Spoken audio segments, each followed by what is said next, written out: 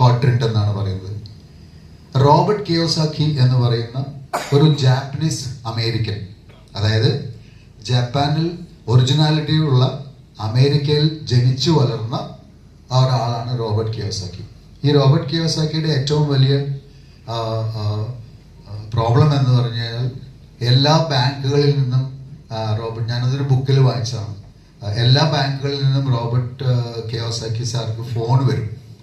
ഇന്ന് $13 ബില്യൺ നമ്മുടെ ബാങ്കിലേക്ക് വന്നിട്ടുണ്ട്, നിങ്ങളുടെ അക്കൗണ്ടിൽ. ഞങ്ങളുടെ ബാങ്ക് അത്ര പൈസ ഹോൾഡ് ചെയ്യാൻ പറ്റില്ല, പ്ലീസ് ഇത് ഇവിടുന്ന് മാറ്റണം. നമുക്കൊക്കെ അങ്ങനെ ഫോണുകൾ വരാറുണ്ടല്ലോ അല്ലേ? Anyway, finance expert poor dad rich dad poor dad എന്നൊരു പുസ്തകം അദ്ദേഹം എഴുതിയിട്ടുണ്ട്. ക്യാഷ് ഫ്ലോ ക്വാഡ്രന്റ് എന്ന സെക്കൻഡ് ബുക്കിലാണ് ഇതിനെപ്പറ്റി പ്രതിപാദിച്ചിരിക്കുന്നത്. ഇവിടെ ലെഫ്റ്റ് സൈഡിൽ കാണുന്നത് എംപ്ലോയീസ്, സെൽഫ് എംപ്ലോയീസ്. നമ്മളിവിടെ ഇരിക്കുന്ന 99% ആൾക്കാരും ആ ലെവലിലാണ് വരുന്നത് അല്ലെ. റൈറ്റ് സൈഡിൽ കാണുന്ന ആൾക്കാരാണ് passive income group, investors and business owners. ഇപ്പൊ ഇതൊരു ജേർണിയാണ്. Employee, self employed, business owner and investor. ഈ ജേർണിയിൽ കൂടെ മാത്രമാണ് ഒരാൾക്ക് ഇൻവെസ്റ്ററായി നേരത്തെ പറഞ്ഞ സർക്കിളിലുള്ള ബിഗ് ഹൗസ് അല്ലെങ്കിൽ ഫാൻസി കാർസ് എല്ലാം ചെയ്യാൻ പറ്റുള്ളൂ.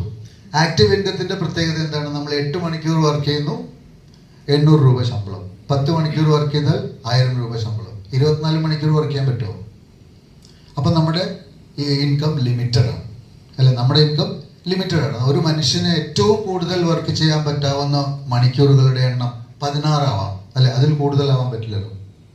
പറ്റുമോ? ആർക്കെങ്കിലും 24 മണിക്കൂർ കണ്ടിന്യൂസ് ആയിട്ട് വർക്ക് ചെയ്യാൻ പറ്റില്ല. അതുകൊണ്ടാണ് ആക്റ്റീവ് ഇൻകം എപ്പോഴാണുള്ളത്? നമ്മൾ ആക്റ്റീവായിരിക്കുന്ന സമയത്ത് മാത്രം നമുക്ക് കിട്ടുന്ന ഇൻകത്തിനെയാണ് നമ്മൾ ആക്റ്റീവ് ഇൻകം എന്ന് പറയുന്നത്. പാസീവ് ഇൻകം അതിന്റെ റിവേഴ്സാണ് അല്ലെങ്കിൽ ഓപ്പോസിറ്റ് ആണ്. ഞാൻ കിടന്നുറങ്ങുമ്പോഴും പൈസ ഉണ്ടാക്കുന്നതാണ്. ഞാൻ ഇവിടെ ഇല്ലാത്ത സമയത്തും എൻ്റെ ബിസിനസ്സിൽ നിന്ന് പൈസ ഉണ്ടാക്കുന്നതാണ് passive income. So employee and self employed has got limited income. അതിനൊരു ലിമിറ്റ് ഉണ്ട്. നമുക്കെല്ലാം ശമ്പളത്തിനൊരു ലിമിറ്റ് ഉണ്ട് അല്ലേ. നമ്മൾ ഇടയ്ക്കിടയ്ക്ക് ശമ്പളം ഇടയ്ക്ക് കൂട്ടിത്തരാറില്ല. ഏത് ബോസും നമുക്ക് കൂട്ടിത്തരാറില്ല. പക്ഷെ ഇവിടെ ഇൻവെസ്റ്റേഴ്സ് അല്ലെങ്കിൽ ബിസിനസ് ഓണേഴ്സ് എന്താണ് ചെയ്യുന്നത്? ബിസിനസ് എംപ്ലോയീസും സെൽഫ് എംപ്ലോയിഡും അവരുടെ സ്വന്തം സമയം, ഈ ഞാൻ നേരത്തെ പറഞ്ഞ 8 മണിക്കൂർ 16 മണിക്കൂർ സമയത്തിനെയാണ് പൈസയാക്കിക്കൊണ്ടിരിക്കുന്നത്. പക്ഷെ ബിസിനസ് ഓണേഴ്സ് എന്താണ് ചെയ്യുന്നത്? അവരുടെ സ്കിൽസിനെയാണ് അവർ പൈസയാക്കിക്കൊണ്ടിരിക്കുന്നത്. പക്ഷെ ഏറ്റവും മേലെയുള്ള ഇൻവെസ്റ്റേഴ്സ്, അവരാണ് റിയൽ ഇൻവെസ്റ്റേഴ്സ്. അവരെന്താ ചെയ്യുന്നത്? അവരുടെ പൈസയാണ് അവർക്ക് വേണ്ടി പൈസ ഉണ്ടാക്കിക്കൊണ്ടിരിക്കുന്നത്.